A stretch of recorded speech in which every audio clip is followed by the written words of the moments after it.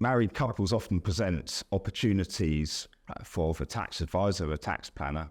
One thing that we're often looking to do is to try and equalise income. So we take, for example, myself being a higher rate taxpayer, I have a wife who's a basic rate taxpayer.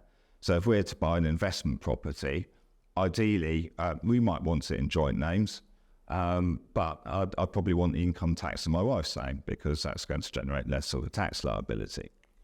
But I can't just say I want the profits to be paid to my wife and for everything to go into her bank account.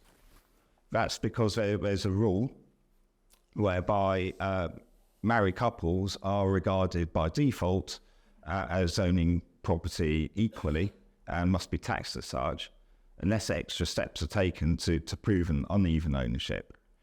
Those extra steps include demonstrating a property is not owned on a 50-50 basis, which typically would require the preparation of a declaration of trust, and maybe to demonstrate a 90-10 split.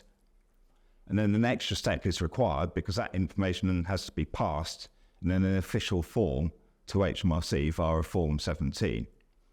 And you have 60 days in which to do that if that's become immediately effective, because the Form 17 can only look back up to 60 days. So it's a point which we often see get missed. So yes, if you do want to try and change ownership away from 50-50, don't forget the Form 17.